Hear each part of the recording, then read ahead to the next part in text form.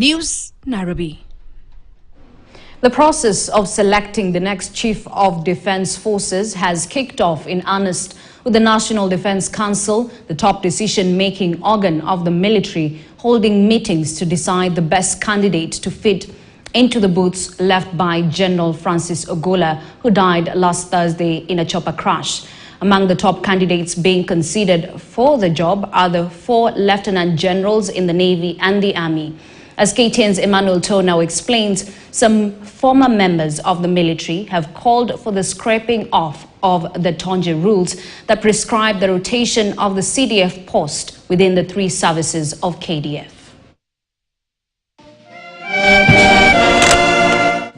2 days after his interment at his home in Mor Alego in Siaya County, the process of filling the boots left behind by General Francis Ogolla is already on course.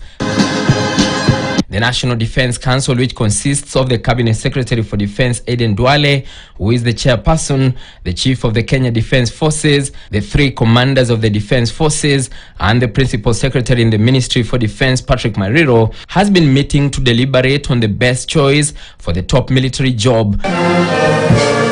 While it seems a complex matter for civilians, some former military personnel say the choices are clear for the president, pointing to 4 lieutenant generals currently serving.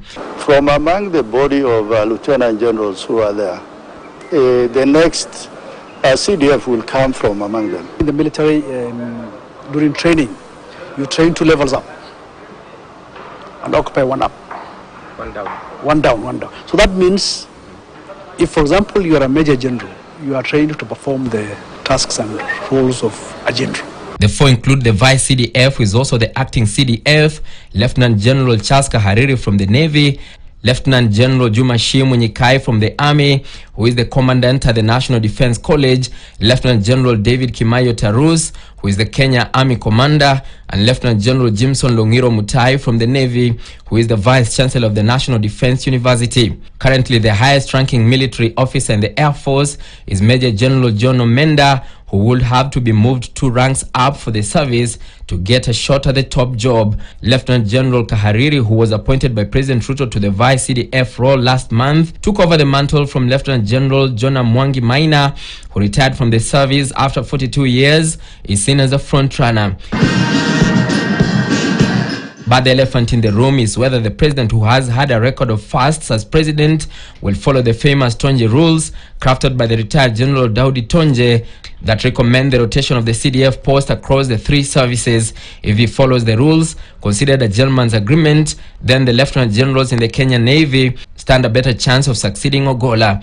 This means that either Lieutenant General Kahariri or Lieutenant General Jimson Longiro Mutai could be the next CDF. The Kenya Navy commander currently is Major General Thomas Nganga, who took over from Jimson Mutai from Navy last month. If the president chooses to retain it in the Air Force, since Ogolla's term had not ended, then he must promote one of the major generals, including Major General John Omenda, to the rank of Lieutenant General to take over the leadership. He could also pick from the lieutenant generals in the army. Some servicemen, however, opine that the Tonje rules have served their purpose and should be done away with. If we still continue with the Tonje rules continuously, we will disadvantage an entire service which has more numbers. Sometimes you can say, do army, and then you put another service, and then you go to another army again, another service. And I think it's just a guide, but also it's good for the military, because everybody will aspire in their lifetime to reach the top. The late General Ogolla took over the reins from General Robert Kariuki Kiboshi from the Army, who served from 2020 to 2023. Before Kiboshi, there was General Samson Mathethe from the Navy, who served for 5 years from 2015. Tonje rules also prescribe a general retires at the age of 62, a lieutenant general at 61, major general at 59, and a brigadier at 57. Military ranks from the highest include general, lieutenant general, major general, brigadier, colonel, lieutenant colonel, major, captain, lieutenant, and the lowest being the 2nd lieutenant. Emmanuel To, KTN News, Nairobi.